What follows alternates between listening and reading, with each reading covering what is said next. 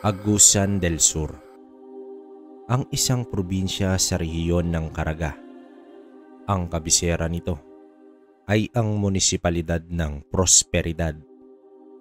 Ito ay nasa hangganan sa hilagang kanluran ng Agusan del Norte at Misamis Oriental, silangan ng Surigao del Sur, timog silangan ng Davao Oriental, kalagitnaan ng timog ng Davao de Oro, timog kanluran ng Davao del Norte, at sa kalagitnaan ng kanluran ng Bukidnon. Ito ang pang-apat na pinakamalaking lalawigan sa bansa base sa lawak nito. Hinango ang Agusan ng pangalan nito mula sa salitang agasan, na ang kahulugan kung saan dumadaloy ang tubig. Tinutukoy nito ang ilog Agusan na humahati sa lupa at lumilikos sa timog hanggang hilaga. Ito ang pangatlo sa pinakamalaking ilog sa bansa at nagsilbing highway para sa mga kolonyalistang Espanyol sa pagkakaroon ng akses sa panloob na hilagang silangan ng Mindanao. Sa paglipas ng mga taon, ang lalawigan ay nawalan ng malaking yaman sa kagubatan dahil sa mga aktibidades ng mga industriya ng pangangahoy. Ang kwentong ito ay nangyari sa taong 1981. Lugar ng Agusan del Sur. Si Miguel Serapin ay nagmamay-ari ng isang babuyan. Katuwang niya rito ang kanyang pamilya at ang asawang si Gloria, maging ang anak na si Ricky. May isang anak pa si Miguel na si Agnes, ngunit nasa Maynila. Nakatira sa tiyahin dahil doon nag-aral ng kolehiyo. Samantalang ito naman si Ricky ay hindi na nagka-interes pa sa kolehiyo dahil mas pinahahalagahan niya ang hanap buhay at ang pagiging isang antingero. Naimpluwensyahan kasi ito ng gusto ng kanyang ama na si Miguel. Gayunpaman, hindi na rin pumalag ang ina sa nais ng anak. Malaking tulong din naman ito sa negosyo nila. Sa lakas at liksi ni Ricky ay hindi na nila kailangan pa ng trabahador para ihatid sa mga parokyano ang mga baboy. Kayang-kaya ni Ricky na magkarga ng 3 baboy gamit ang habal-habal. May tangan kasi ito na isang mutya ng hulmigas o langgam sa wikang Tagalog. Kaya napakadali lang para sa isang 20 anyos na dalhin ang mabibigat na bagay. Samantala, ang ama naman niya na si Miguel ay ang nangangalaga ng kanilang babuyan. Taglay nito ang mutya ng bigas at ang pangil ng kidlat. Ang mutya ng bigas ay nagbibigay ito ng swerte sa negosyo ng sino mang may tangan nito. Basta ba'y hindi mo gagamitin sa masama. Subalit sa panahong ito ay malaking kawalan sa kanila ang unti-unting pagtumal ng kanilang benta sa isang baryo.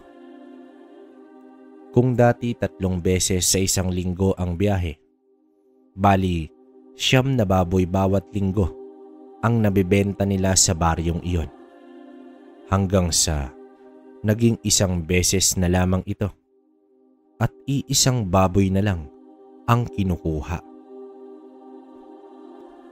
Hindi naman nag-aalala ang kanyang ama dahil malakas pa naman sila sa iba pang baryo.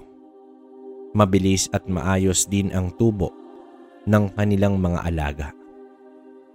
Sa muling pagdalaw ni Ricky sa baryo, ay nagtanong na siya sa kaisa-isang parokyano nila na natitira kung bakit hindi na kumukuha ng baboy sa kanya ang mga datihang parokyano. Naging biglaan kasi ang pagtigil nila, tila wala man lang abiso. Nako Ricky, dahil yan sa mga bagong salta dito. Isang buong angkan. Biruin mo nagbibenta ng karne sa murang halaga. Kaya hayun, nagsilapitan ng iba. Pero ako, mas gusto ko na mismo ang kumakatay sa karne na ibinibenta ko. Wika ng kanyang parokyano. Ayon pa sa parokyano, bukod sa murang mahalaga, ay malinis na ang baboy. Kumbaga, aangkatin nila tapos irerekta na ibenta sa palengke. Wala nang katayan pa. At mas madali iyon dahil hindi na matrabaho. Dahil sa narinig ng binata, ay sinadya niya ang lugar na sinasabi ng parokyano. Alam ni Ricky ang lugar na yon. Sa pagkakatanda niya, ang bahay na iyon ang ibinibenta na. Ang mga bagong salta pala ang nakabili sa malaking bahay na iyon. Gumawa ng tindahan sa labas mismo ng bahay. Hindi mo rin masisilip ang unang palapag ng bahay dahil sa pader na bakod nito. Sa pagmamasid nga ni Ricky ay halos sunod-sunod ang bentahan. Nasisipat pa nga niya ang mga dating parokyano na namimili doon ng bultuhan. Nakakapagtaka lang dahil bago pa sila sa lugar ngunit ganun na karaming karne ang kanilang nabebenta. Anong klaseng pagpapatubo ba ng baboy ang estilo ng bagong salta? Sa pagbalik ng binata sa kanilang tirahan ay inilahad naman niya sa ama ang kanyang nalalaman. Inutusan naman siya ng ama. Sa bawat punta niya ay magmasid doon at ibinilin muna sa anak ang pangangasiwa ng babuyan dahil 3 araw siyang mawawala dahil sa imbitasyon ng kumpare niya sa kabilang bayan. Piyesta at binyag pa ng apo nito. Ikaw Ricky, kailan mo ba bibigyan ng apo? Sambit ng kanyang ama. Hoy, magtigil ka nga Miguel. Ang bata-bata pa ng anak mo. Kung ano na yung tinatanong mo. Sambulat dito ni Gloria. Ang sabihin mo, takot kang matawag na lola dahil ibig sabihin nun matanda ka na. Pang-aasar ni Miguel sa kanyang asawa. Napailing na lamang si Ricky dahil nag-aasaran na naman ang kanyang mga magulang. Tumungo na lamang sa likod bahay ang binata at tiningnan ang mga baboy na ibibenta kinabukasan. Hindi pa sumisikat ang araw ay umalis na nga si Miguel sakay ng kanyang motor. 2 oras pa ang bubunuin nito sa biyahe papunta sa kabilang bayan. Sa pagdating ni Miguel sa lugar ay ramdam niya na talaga ang kapiestahan kahit bisperas pa lang. Iba talaga ang piyestang probinsya. Mainit naman ang pagsalubong na ginawa ng kumparing si Bert para kay Miguel. Agad nagkamustahan at may nakahanda ng mainit na nilagang baka para sa agahan ng bisita. Naging masaya ang unang 2 araw subalit sa gabi ng kapistahan. Inamin ni Bert na may ibang sadya pa talaga ito sa kaibigan. Ang bagay na ito ay lubhang mahalaga. Habang nagkakasiyahan ang mga tao, Seryoso naman ang dalawa sa isang sulok. Ayon kay Bert, halos magdadalawang buwan na ang mga nababalitang pagkawala ng mga tao sa iba't ibang baryo at ni isang bangkay ay walang matagpuan. Subalit ang haka-haka na baka sumali na sa kilusan at namundok. Pero malakas ang kutob ni Bert na may kakaibang nangyayari at iisang tao lang ang naisip niya na may kakayahan upang malutas ang sitwasyon. Ang kaibigang antingero na si Miguel. Tumugon naman si Miguel at sa lalong madaling panahon ay pag-aaralan nito ang nagiging sitwasyon. Bago naman ito umalis ay mahigpit na binilinan ang kaibigan na palaging mag-iingat. Kung pinagdududahan nito na aswang ang may kagagawan ng mga nawawalang tao, dapat maglagay na ito ng mga pangontra. Habang binabaybay ni Miguel ang kalsada palabas ng bayan, ay maigi itong nagmasid sa paligid. Mukhang normal at maayos. Hindi nga halata na may mga pangyayari palang ganito ang nararanasan ng mga tao. Sa kanyang pagbabalik ng tahanan, inilahad niya sa pamilya ang mga nangyari sa kapistahan at binyag, pati ang mga taong nawawala sa bayan na iyon. Sinabihan niya si Ricky na ayusin ang talaan sa mga ihahatid na mga baboy dahil paglalaanan nila ng panahon ang nangyayari sa kabilang bayan. Kinamusta rin ni Miguel ang pagmamasid ng anak sa pamilyang nagbebenta ng mga karne sa kabilang baryo. Ayon naman kay Ricky, hindi karne ng baboy ang ibinibenta ng pamilyang iyon. Dahil kabisado niya ang karne ng baboy sa unang tingin pa lang nito. Kakaiba rin ang amoy sa karning ibinibenta nila. Hindi niya matukoy kung anong uri ng hayop nagmula ang karning iyon. Para sa mga ordinaryong tao, literal na karning baboy iyon. Dahil sa isinangguni ng anak, nagpasya si Miguel na bumili sa tinda ng pamilyang iyon. At bukas na bukas ay tutungo doon si Ricky.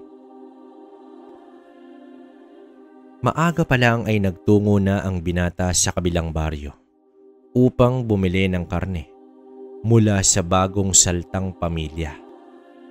Habang nakatingin ang binata sa mga karne, ay tila bumabaliktad na ang kanyang sikmura. Kapag bagong katay ang karne ng baboy, ay wala itong halos amoy. Subalit sa sandaling iyon, ibang karne ang naaamoy ng binata. May nais sabihin ang kanyang isip pero hindi niya ito hinayaan dahil kung patuloy niyang iisipin ang ayon sa kanyang utak, ay talagang kikilabutan siya. Ni hindi niya magawang hawakan ang karne, kaya itinuro na lamang niya at bumili ng 1 kilo. Pilit naman niyang sinipat ang loob ng bakuran mula sa nakabukas na pinto ng tindahan.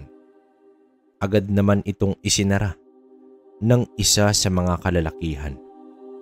Ang mas lalo pang ipinagtaka niya ay purong laman lang talaga ang ibinibenta. Walang ulo at mga paa ng baboy. Sa obserbasyon niya, sa ibang mamimili ay tuwang-tuwa ang mga ito dahil sa halos kalahati lang ang presyo nito kaysa sa pangkaraniwan na presyuhan ng karne. Hanggang sa makauwi na ang binata. at inilipat na niya sa isang lagayan ang mga karne. Sa pagsipat pa lang ng kanyang ama sa mga karne, napamura na ito, sabay wika ng, "Mukhang hindi na natin kailangan puntahan si Paring Bert dahil nandito mismo sa lugar natin ang mga aswang." Sambit dito ni Miguel. Dahil sa natuklasan ni Miguel, siya na mismo ang nagpunta sa kabilang baryo upang masilayan ng akwal ang pugad ng mga aswang. Nakikipag-usap si Miguel sa kanilang kakilala sa baryo, pero pagkukunwari lang iyon dahil pagmamatsyag talaga ang pakay nito. Inaasahan na niya na may makakapansin sa kanya na isa sa mga aswang. Alam niya rin kasi na matalas din ang pakiramdam ng mga aswang. Sa araw na iyon, 4 na kalalakihan ang nasa tindahan. Malalaki ang pangangatawan at kakaiba na ang tingin nito sa kanya. Sa ginagawa ng aswang, unti-unting niyayanggaw nito ang mga tao.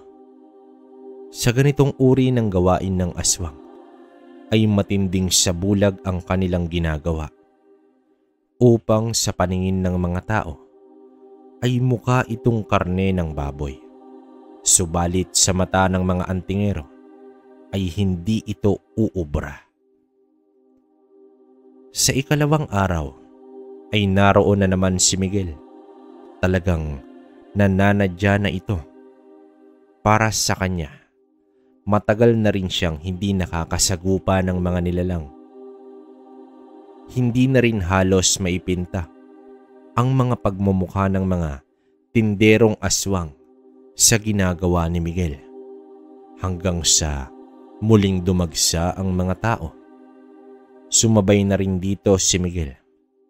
Walang ano-ano ay kinuha ni Miguel ang 2 kalamansi at agad ipinatak sa mga karne.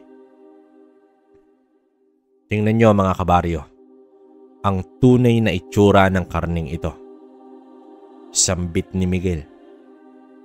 Walang nagawa ang 4 na aswang sa bilis ng pangyayari, kundi titigan ang mga itsura ng kanilang mga parokyano na labis ang pangdidiri sa mga nakikita. Hanggang sa nagkagulo na, umatras si Miguel pero pinagbabato ng mga taga-baryo ang tindahan. Pinagmumura din nila ang mga nagtitinda rito. Mga kabaryo, saksiyan nyo ang katotohanan sa likod ng napakamurang karne. Sigaw pa ni Miguel. Nagmadaling isara ng mga kalalakihan ang kanilang tindahan. Binulabog ni Miguel ang mga nilalang na kahit kailan ay hindi matatahimik kapag hindi nakaganti. Kinabukasan ay dumating si Agnes galing Maynila, kaya pinaghandaan ito ng buong pamilya. Nagkaroon ng konting salo-salo. 1 taon na lang ang bubunuin ni Agnes at makakapagtapos na siya sa kolehiyo. Kampante silang nagkakasiyahan habang bukas ang malalaking mga bintana. Isang masayang pamilya ang makikita sa sandaling iyon, hanggang sa nagpaalam si Agnes na may kukunin sa kwarto. Habang may isang uwak pala, ang kanina pa nakamasid at nakikinig sa usapan ng mag-anak. Mariin nitong sinundan ng tingin ang dalaga. Pumasok ito sa silid. Lumipat ang uwak sa mas malapit sa kwarto ng dalaga. Inaalam nito kung ano ang ginagawa ng babae. Nang biglang bumukas ang bintana at tumambad sa uwak ang babaeng may nakatutok ng pana sa kanya at tuluyan itong tumarak sa dibdib ng uwak. Bumagsak ang uwak kasabay sa 2 pang lumipad papalayo. Nang bumagsak sa bakuran nila, ang uwak ay bumalik sa anyong tao. Bumulagta ito na nakatarak pa ang pana. Agad naman itong hinila ni Ricky sa bakanting lote sa likod bahay. Buhay pa ito, ngunit naghihingalo na ang aswang. Habang nakahiga ang aswang ay agad itong tinaga ni Gloria at dito humiwalay ang ulo ng aswang sa katawan nito. Pinulot ito ni Gloria at tuluyang inangat hanggang sa siniliban na ni Ricky ang katawan ng aswang. Ang pamilya ni Miguel Serapin ay manunugis ng aswang. Isa na kasi siyang antingero bago pa man sila nagkakilala at nagpakasal ni Gloria. Bilang isang antingero, sa mga panahong iyon ay may responsibilidad ito na protektahan ang mundo sa anumang uri ng panganib. Kaya sa simula pa lang ay sinanay na ni Miguel ang buong pamilya sa pakikipaglaban. Sa katunayan, buntis noon si Gloria sa panganay na si Ricky nang masubukan ang matutunan nito ang makipaglaban sa aswang. Habang 14 anyos naman si Agnes, nasubukan ang totoong labanan sa mga aswang. Masasabing hindi basta-basta malulupig ng mga aswang ang pamilyang Serapin. Alam ni Miguel na sa pamilyang Bagong Salta ang aswang na napatay nila kinagabihan. Kumatok si Miguel sa pinto ng bakod. Pagbukas pa lang ay umangil na ang lalaki sa loob ng bahay. Ikaw at ang pamilya mo ang pumatay sa kapatid ko. Papatayin namin kayong lahat. Pagpipigil ng aswang. Bakit? Bakit hindi mo umpisahan ngayon? Tingnan natin. Sambit dito ni Miguel. Agad pumasok si Miguel. Sinipa ang aswang. Akmang uundayan pa niya ito ng sapak. Natigilan siya dahil sa napakaraming mata na nakatingin sa kanya. Paglibot ng paningin niya, tumambad sa kanya ang isang buong angkan ng mga aswang. Kulang-kulang nasa 30 ang bilang nito. Lahat yun nakatingin at umaangil sa kanya. May iilan na upong aso pa. Imbis na matakot ay naghamon pa itong si Miguel. Ang dami niyo pala. Para maging patas ang laban, hihintayin ko kayo mamayang gabi. Paghahamon dito ni Miguel. Kapag sa araw, natural na mahina ang mga aswang, sa gabi ito nagiging malakas at lalong-lalo na kapag bilog na bilog ang buwan. Iyon ang pinakamalakas nilang estado. Agad umalis si Miguel at bumalik ng bahay. Inabisuhan niya ang pamilya sa isang labanang darating. Agnes, umalis ka na dito. Kami na lang ang pupunta ng Maynila pagkatapos namin dito. Wika dito ni Miguel. At sa tingin mo ba Miguel aalis talaga si Agnes? Lalo pa sa ganitong sitwasyon? Sambit dito ni Gloria. Napangisi lang si Agnes habang nakatingin sa ama. Sa itsura ng dalaga, alam ni Miguel na hindi iyon aalis. Napailing na lamang ang kanilang ama. Agad naghanda ang pamilya sa paparating na digmaan mamayang gabi. Kinuha ni Gloria ang latigong buntot ng pagi na matagal nang itinago sa baul. Pati ang habak na nakapaloob sa basyo ng bala ay isinuot na rin niya. 3 taon na ang nakalipas noong nakipaglaban sila sa mga mandurgo sa Negros. Kahit may kakayahan siyang lumaban, alam niya na meron pa rin siyang limitasyon. Mas mabilis at mas malakas pa rin ang mga aswang kesa sa kanya. Inilabas na rin niya ang punyal na gawa sa kahoy ng sinukuan na nagmula pa sa kanyang lolo. Habang si Agnes naman ay gumawa pa ng maraming bala para sa kanyang pana. Dito mas sanay si Agnes dahil ito ang pinagtuunan niyang aralin ayon sa kanyang ama. Mas mabuting mas malayo siya sa aswang habang nakikipaglaban. Pero lingid sa kaalaman ng pamilya, bilang magtatapos na sa kursong pagpopolis, ay hinasa niya ang sarili sa paggamit ng baril. At alam niya na anumang oras ay darating sila sa ganitong sitwasyon. Tanggap na ni Agnes na nakadikit na sa kanilang buhay ang mga aswang. Kaya pinaglaanan niya ng pera ang pagpapagawa ng mga bala na yari sa pilak. Isa ang pilak na mabisang pangpatay sa mga aswang. Dahil nasusunog ang kanilang balat at kalamnan dito. Habang nasa loob ng katawan ang pilak na bala, ay patuloy ito sa pagpaso ng kalamnan ng aswang na tila apoy na walang tigil sa pagliyab. Sa gabing maliwanag ang buwan, nakaabang ang pamilyang Serapin sa isang angkan ng mga aswang.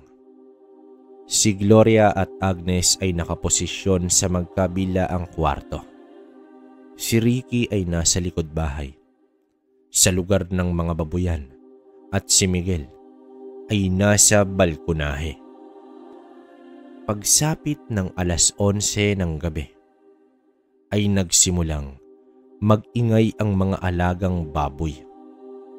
Senyales na may nararamdamang panganib ang mga ito.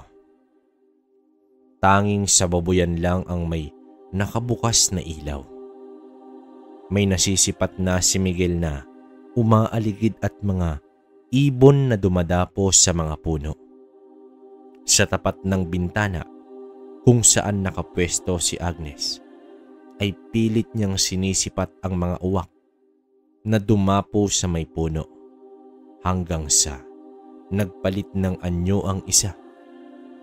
Nakatagilid ito at doon nakamasid sa likod bahay. Itinapat na ng dalaga ang kanyang pana sa nilalang na kanyang sinisipat kung anong meron sa likod. Dahan-dahan nang hinila ni Agnes ang pana hanggang sa masagad na nito. Tanging pagbitaw na lang ang kulang. Sinipat ng maigi ni Agnes at pupuruhan niya sa ulo ang nilalang. Masyado itong magalaw, kaya hindi niya mapunteriya ng maayos. Patak ng pawis sa noo ng dalaga ay umiral. 1 segundo lang ang kailangan niya.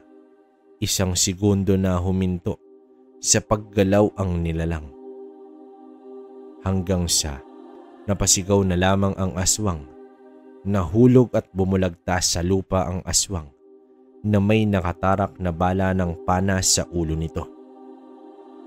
Bumaon ng gusto ang pana dahil sa usal na itinuro ni Miguel sa anak. Nang makita ng kasamahang aswang ang pangingisay sa natamaang kalahi, ay umangil ang mga ito at nagsipag lundagan sa bakod papasok sa bakuran ng mga Serapin. Sinalubong naman ito ni Miguel ng mga taga. Samantalang si Ricky, gamit ang palakol, ay pinagtataga ang ulo ng mga aswang, habang si Gloria ay pinaghampas ng latigo ang mga aswang na sumasabit sa bintana. Nauhulog ito at nagkakaroon ng matinding sugat. Ang ilan pa ay napuputulan ng mga daliri. Dahil sa sobrang lapit na ng mga aswang, ay hindi na ito nakayanan sa pana ni Agnes. Kaya binunot niya ang baril, sabay bukas ng ilaw. At mula sa bintana ay pinagbabaril niya ang mga aswang. Sa bawat tama nito'y animoy napaso sa nagbabagang bakal ang mga ito. Kaya walang tigil sa pag-angil at labis na ininda ang bumabaong bala. May isa na pilit dinukot ang bala na tumama sa tiyan. Nakita ito ni Miguel at agad tinapyas ang nakayukong ulo. Gumulong ito sa lupa at agad sinipa ni Miguel. Tumilapon ito palabas ng bakod. Sumugod pa ang tinatayang nasa 20 aswang. Nagising na rin ang mga kapitbahay dahil sa mga putok ng baril. Nang masilayan nila ang mga aswang, agad nagsindi ng sulo. Sumugod na may dalang mga itak. Pinagtataga nila ang mga aswang. Sa daming sumugod na kapitbahay, ay napaatras ang mga kalaban na puro sugatan. Halos kalahati ang nabawas sa kanila. Nagbuni ang lahat sa pagkapanalo. Pero umpisa pa lang ito sa mas madugupang labanan sa pagitan ng tao at mga aswang. Kinabukasan ay nagtungo si Miguel sa bayan ni Bert. Dito niya nalaman na wala nang nababalita ang nawawalang tao sa kanila. Inilahad din ni Miguel na sa kanilang bayan nagmula ang mga aswang na nangunguha ng mga tao upang ibenta ang karne nito. Hindi na rin nagtagal si Miguel at dumiretso siya sa baryo ng mga aswang. Laking pagtataka niya kung bakit walang aksyon na ginawa ang mga tao doon. Ang sabi, natatakot daw sila sa mga aswang dahil lantaran na talaga ang pagpapakita nito sa kanila. Nagdulot na rin ito ng matinding takot sa mga residente. Dahil sa nalaman ay agad umuwi si Miguel. Bumalik ito matapos ang 1 oras. Kasama na niya si Ricky na nakamotor din. Bawat isa sa kanila ay may kargang mga tuyong balat ng nyug. Nag-umpisa silang silaban ang mga iyon at inilagay sa palibot ng bakod. Dahil sa pagpasok ng mga usok nito sa bahay ay nag-umpisang nakarinig sila ng mga hiyawan at pag-aangil. Parang mga baliw na nagsipagtakbuhan ang mga ito sa loob ng bahay. Nakatayo ang mag-ama sa tapat ng bahay ng mga aswang. Animoy naghahamon pa ang mga ito at nais nilang lumabas ang mga nilalang. Habang nasa loob ay animoy mga lamok na nagpulasan ng makalanghap sa mga makakapal na usok na nagmumula sa balat ng nyog.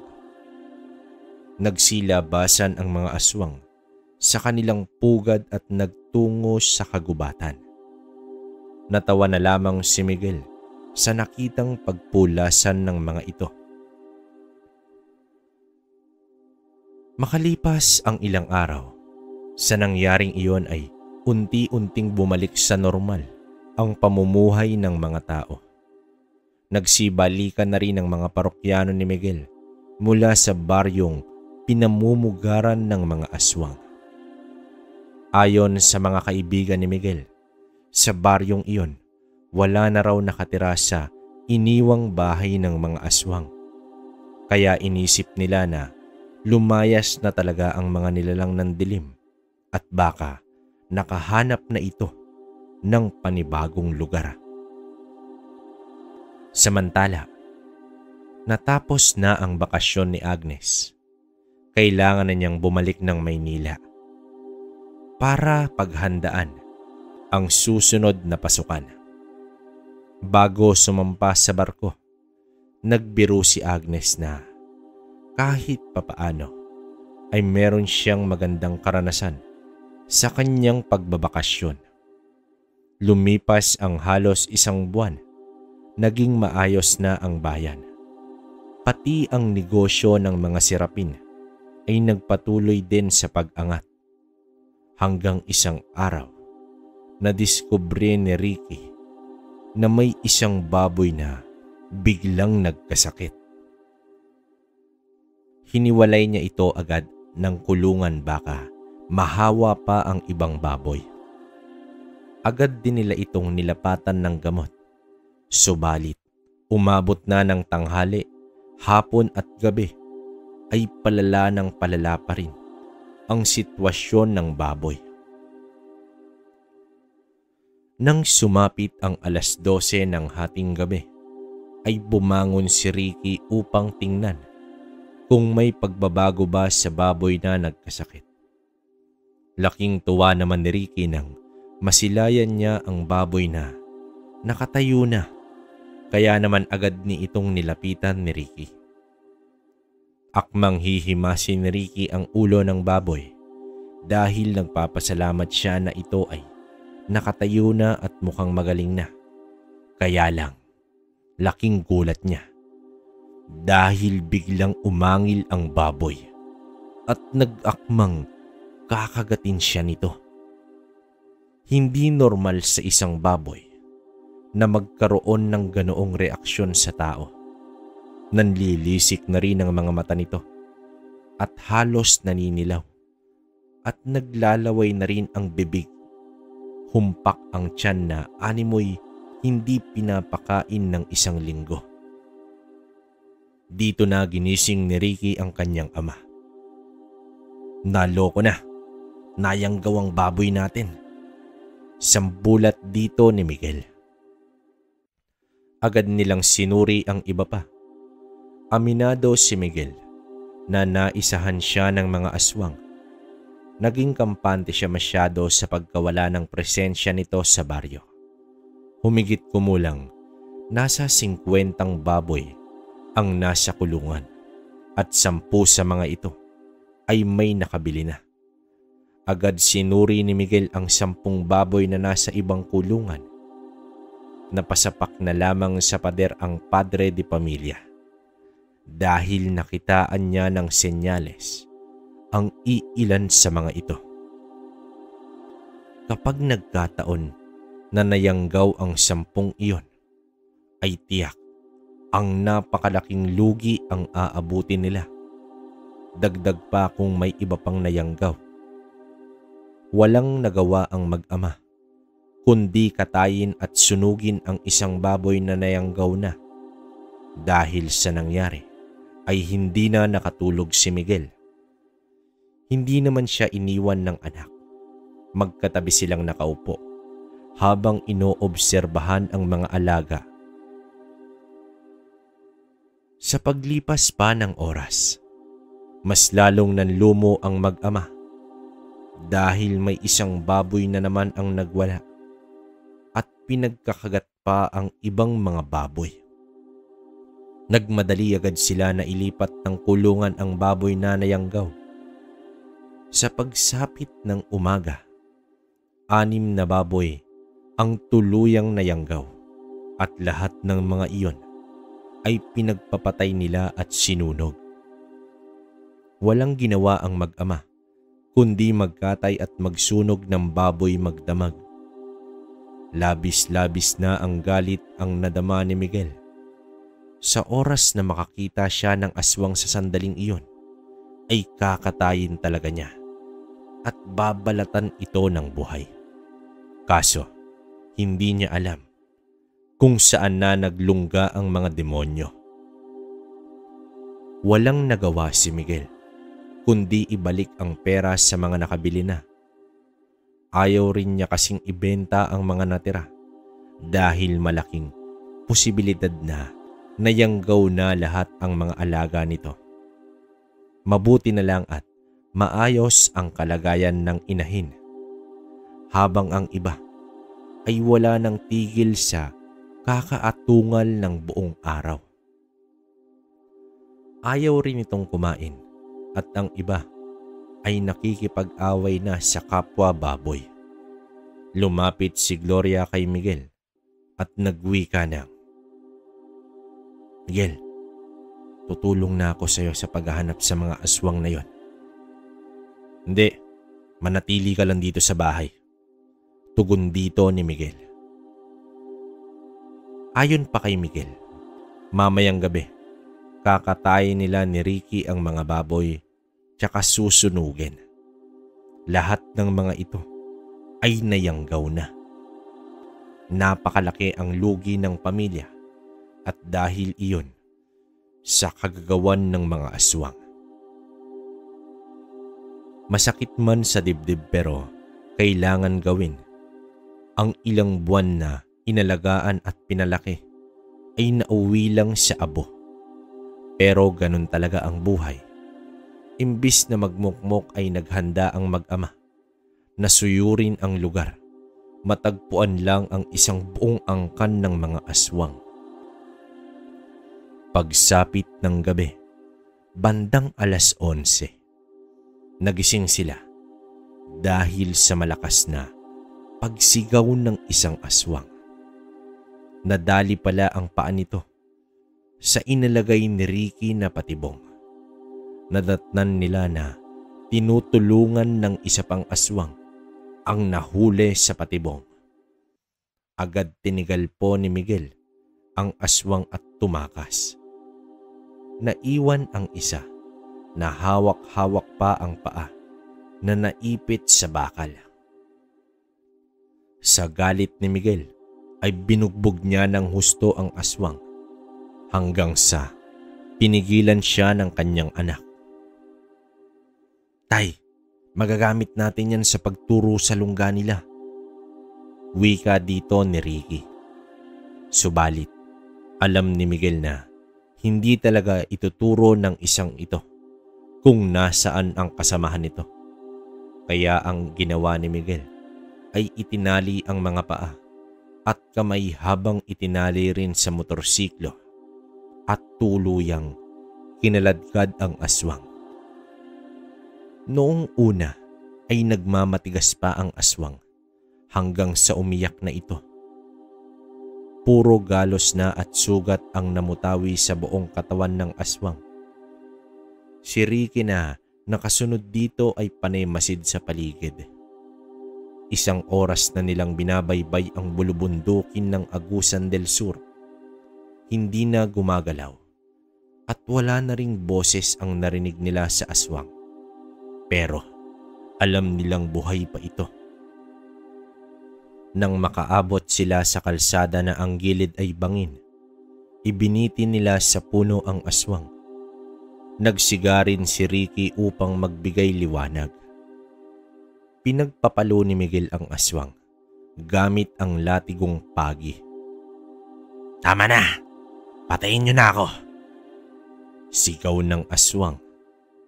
Pero kahit ang buhay ng aswang ay hindi maaaring ipalit sa hanap buhay na kinuha nila. Nagpatuloy sa pagpaparusa si Miguel sa aswang hanggang sa may nasipat si Ricky na mga kaluskos sa paligid. Agad inihanda ni Ricky ang itak at inabisuhan na rin niya ang kanyang ama. Makalipas ang ilang minuto, isa-isa nang nagpakita ang mga aswang. "Pakawalan mo ang anak ko," sambit ng isang matandang babaeng aswang na tila nag-aangil sa galit. Tumingin lang si Miguel at muling pinaghampas ang aswang. Doon na sumugod ang mga aswang. Gamit ang sabulag ni Ricky, bigla itong nawala sa paningin ng mga nilalang. Ngunit isa-isa naman silang inatake ng binata. Samantala, nagkumpula naman ang mga kapitbahay nila sa kanilang bahay upang samahan si Gloria. Handa rin itong makipaglaban kung sakaling may aswang na susugod. Sa pagpapatuloy ng labanan, napapaligiran na ng mga aswang ang mag-ama. Tila hindi uubra ang mga itak na gamit nila. Nag-usal si Miguel at nag-umpisang kumulog. Itinaas niya ang kanyang itak. Sa isang iglap, tumama ang kidlat rito. Matapos noon, ay nagliliwanag na ang itak ni Miguel. Pinulot naman ni Ricky ang latigong pagi. Sabay na sumugod ang mag-ama. Sa bawat tama ng itak ni Miguel, ay agarang nakukuryente ang aswang. Dahilan sa pagsabog nito.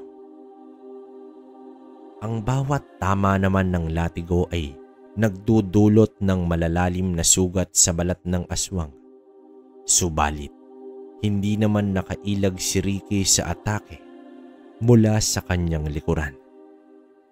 Isang matinding kalmot ang natanggap niya mula sa isang aswang. Dahilan sa pagbagsak niya sa lupa. Nang biglang sumulpot si Miguel at tinapyas nito ang ulo ng aswang. Dali niyang inakay ang binata at dinala sa may siga.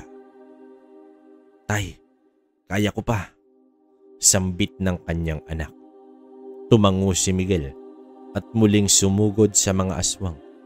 Subalit natanaw niya ang isa pang pulutong ng mga aswang lakat. Dahil dito ay nagpakawala ng mga kidlat si Miguel na kumalas sa halos kalahating bilang ng mga aswang.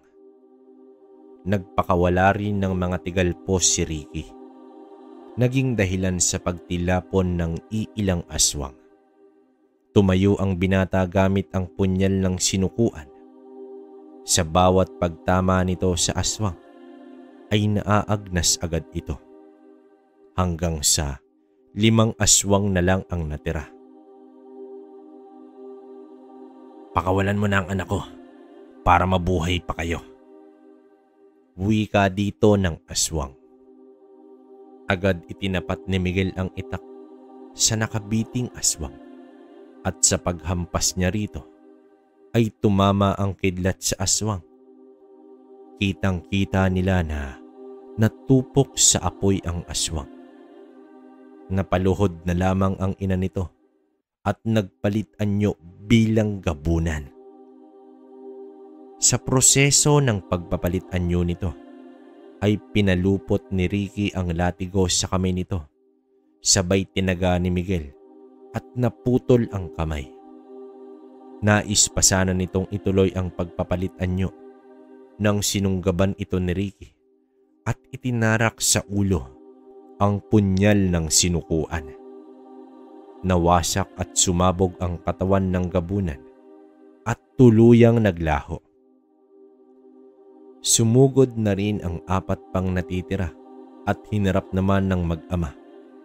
Inundayan ng bugbog ng mag-ama ang 4 na aswang. Naging madali na lang sa kanila iyon dahil napuno na ng sugat ang mga nilalang. Itinali nila ang 4 na lupaypay na. Ipinakaladkad nila ito sa motorsiklo. Pagsikat ng araw ay anyong tao na ang mga aswang.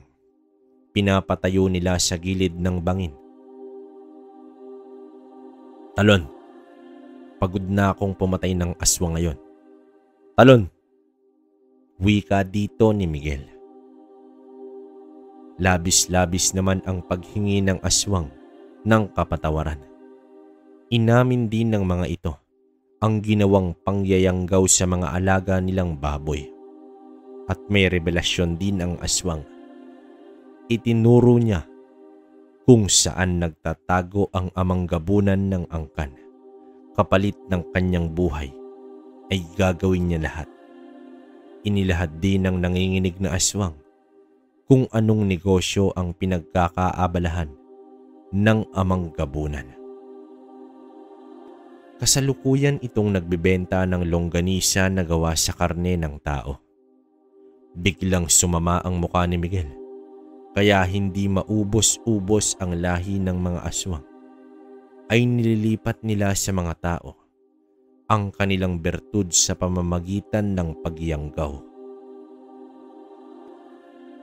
Matapos ng mga narinig ay lumapit ng marahan si Miguel at ngumiti. Hinila niya ang isang aswang at binugbog hanggang mawalan ng malay.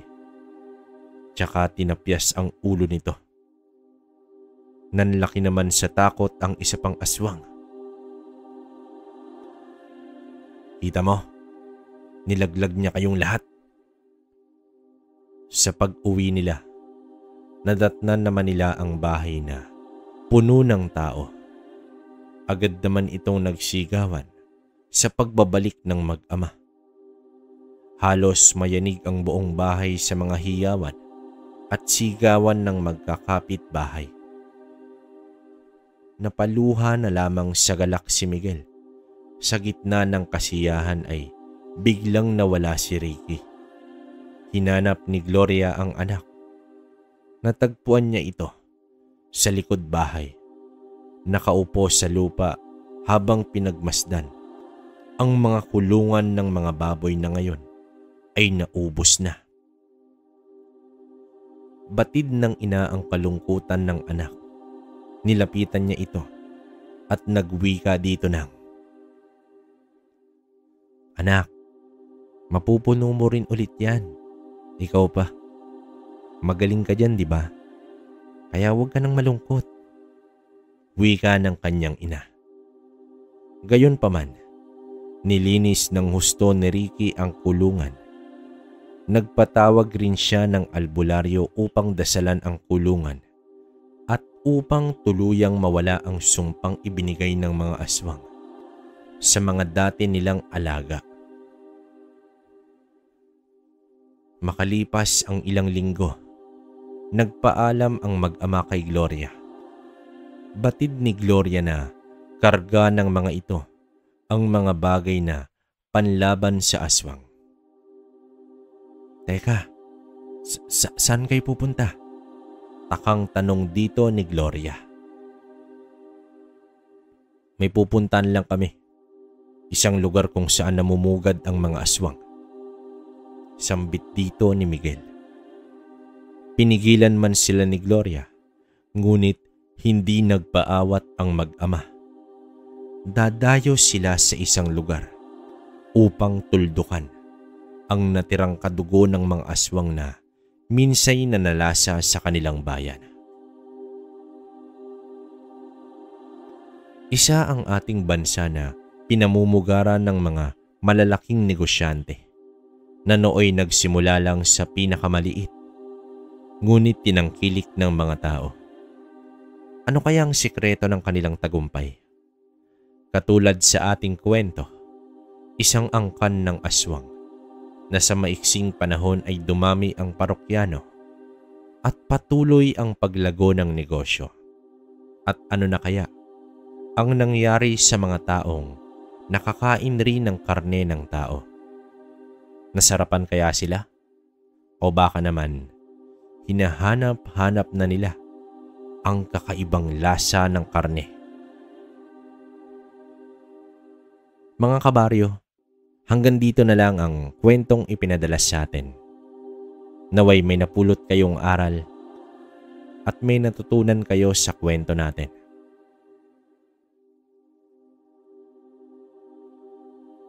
Okay, so yun, bali, no, hindi ko alam kung bitin ba, pero para sa akin, gaya ng sinasabi ko lagi, hindi naman, no. Siguro hanggang dun lang talaga yung senaryo ng kwento ni Miguel sa ni Ricky, no. The Serafin stories, no, mag-ama. Hindi, kung tutuusin, hindi lang mag-ama to no. Kasi isipin nyo, nung umuwi si Agnes, parang ano rin parang ang nangyari kasi,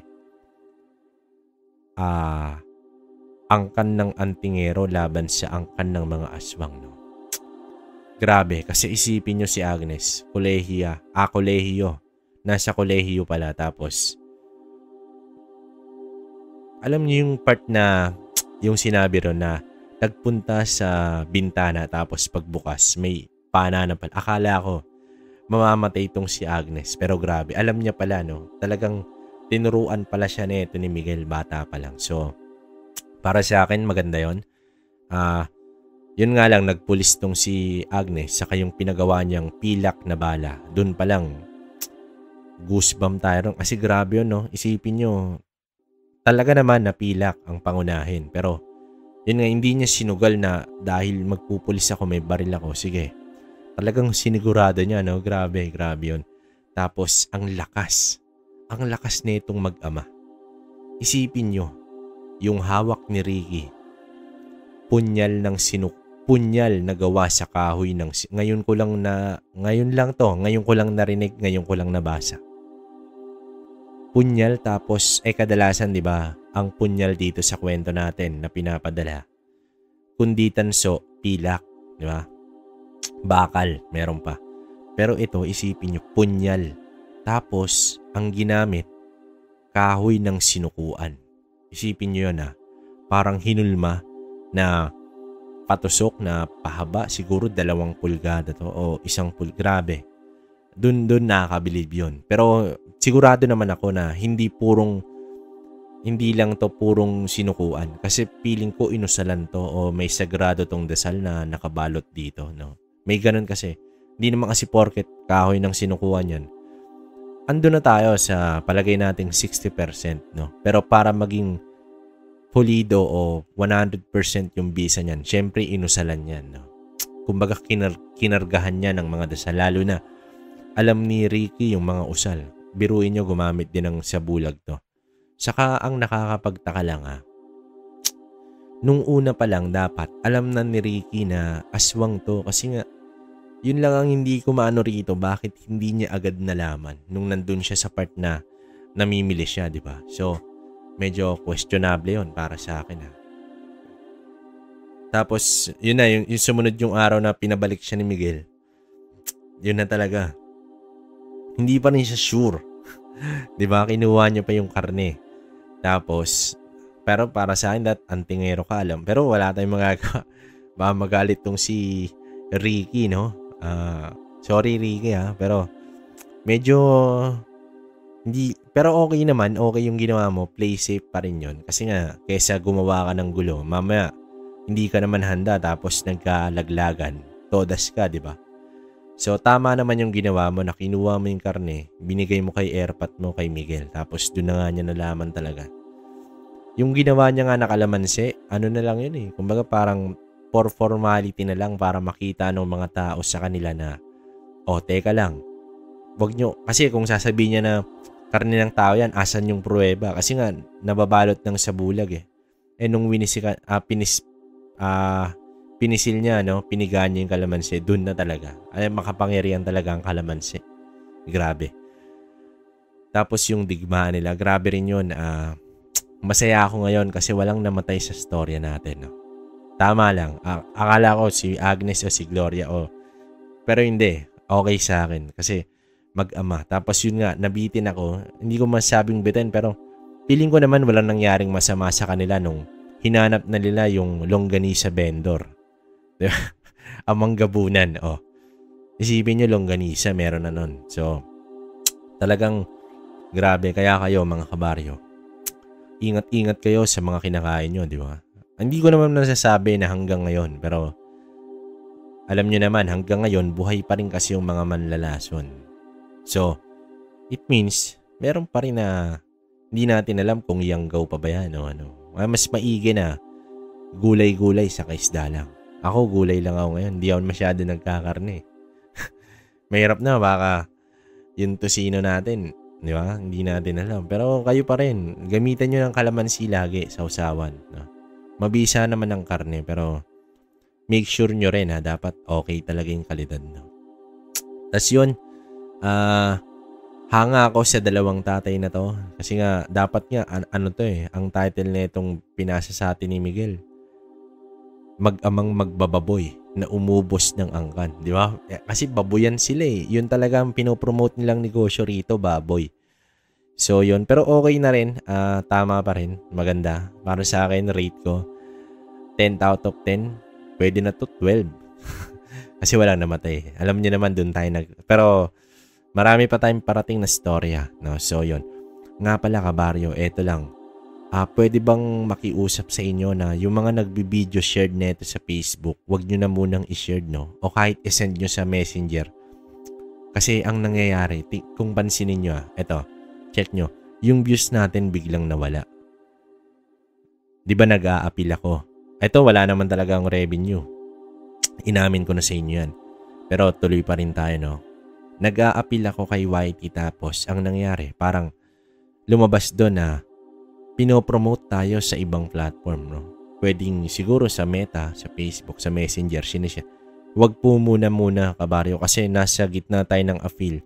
Ang nangyari, naubos yung views. So parang ang hirap lalong bumangon. Tapos isa pa, ang daming nag-report. Hindi ko alam ba't galit na galit sila sa Kwentong Baryo. Hindi ko alam. Sana kayong nakikinig na umabot dito. Mag-comment naman kayo kasi kayo mismo mapapansin nyo yung views natin sobrang baba. Hindi ko rin alam. Wala akong tinanong na mga ibang narrator o si Tito lang, si Manila. Sabi niya nga dahilan yan kasi nga ganyan, hindi natin alam kung angkan din ng mga nagre-report yung kalaban, di ba? So ako kasi tahimik lang. Ay sana wag nandapuan yung Kwentong Baryo 2.0. Nga pala kabaryo, okay na yung channel, panoorin nyo na lang sana, mag-upload na tayo. Pero dito daily pa rin tayo, lalaban tayo kasi hindi pwedeng sila lang, di ba? Basta tayo, kung ano yung nagpapasaya sa inyo, go tayo. Tapos yung shoutout ko, next upload ko na kasi naalala nyo, nire-upload ko yung kahapon. Gawa nang nagkaroon ng technical sa audio nyan. Pero ngayon okay na to. Comment lang kayo ulit. Okay na, pwede na tayo mag-usap sa chat box para mamatay sa inggit yung iba. Hayaan nyo na sila. Huwag na tayo maipagtala sa community nila. Basta tayong mga solid kabaryonatics. Sabi nga ni Tita. Go lang ng go. Yeah. KB, Kwentong Baryo, saka Kwentong Baryo 2.0. Supportahan nyo lang ako. Maraming salamat sa inyo. At pinapasabi rin ni Tito Manlalakbay na salamat din sa inyo. No? Kami lang dalawa naman ang magkatuwang dito. So, pares naman kaming, yun lang, masuplado kasi yun eh. Ako naman okay na makipag-usap sa inyo. Magkaroon tayo ng interact para nasasabi ko sa inyo yung mga ganitong bagay. No? May narinig ba kayong ganyan sa ibang narrator? Wala. Dito lang yan. May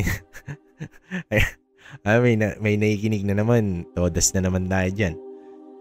Comment kayo, Kwentong Baryo lang sa kalam. No, ewan ko lang. Ay, may kita natin dyan kung sino talaga yung mga balat sibuyas na, ay nako. Ayan nyo na. Basta, kabaryo, bawi ako next upload. Magsha-shoutout na ulit ako. At pwede na tayo mag-usap ulit dito sa Kwentong Baryo 2.0. No? Salamat sa mga taong nakasuporta sa atin. No? Ayun lang, iwasan nyo po sana yung pag-re-upload o pag-send ng link sa ibang platform. YouTube lang po tayo. Kung gusto po nila sanang marinig, i-request nyo na lang na dumirekta na sa ating channel. Madali lang naman i-search. Lalabas na po agad Kwentong Baryo saka Kwentong Baryo 2.0. Yun lang. Malaking tulong yon para sa appeal na ginagawa natin. No? Sana supportahan nyo rin ako sa paglaban sa ina-appeal natin. Kasi nga, ang hirap din ng ganito pero naniniwala naman ako na kayo rin naman magdadala sa akin doon. Kasi kung wala naman kayo, hindi ko naman makakaya to, di ba? Hindi naman pwedeng ako lang, tas walang kayo. Siyempre kasama kayo. Kaya sa lahat ng naniniwala at sumusuporta na sa Kwentong Baryo, sana hanggang ngayon, hanggang dulo, maging okay tayong lahat na solid. Lalo tayong maging solid. Tapos gagawa ako ng Facebook page, bali, siguro ang gagawin ko community. Doon na lang tayo mag-usap-usap. Kunwari, may previous kami ni Tito. Doon ko na kayo dedirektang kausapin. No? Sa mga walang Facebook, huwag kayong mag-alala. Pwede tayong ibibigay ko yung personal email ko. Personal. Ako lang gagawa niyan. Doon nyo ako i-chat. Mag-chat tayo sa Gmail. Yung mga walang Facebook. Basta, siguro naman sa Gmail meron na. No? Sa ibang account kasi wala ako kabaryo. So, yun. Yun lang, wag na kayong magtampo sa akin na hindi ko kayo nare-reply. Lahat nababasa ko. Yun lumang subscriber hanggang bago, binabasa ko. Yung gusto ko kayong i-shoutout na kita nyo. shoutout natin inaabot ng 15 minutes. Ako lang gumawa niyan. Laging ako self-proclaim Pero hindi, joke lang yun. Pero di nga, maraming salamat sa inyo talaga at sana supportahan nyo pa rin ako sa dalawang channel natin ngayon. Muli, ako to kabaryo, si Kwentong Baryo. So maraming salamat sa mga nakikinig. Hangad ko ang inyong tagumpay. Kung nasan man kayo, ingat kayong lahat. Mga OFW, mga nakatira sa ibang bansa, mga nagtatrabaho para sa pamilya, pati na rin yung mga nasa Pinas na lumalaban sa buhay. So salamat sa inyong lahat.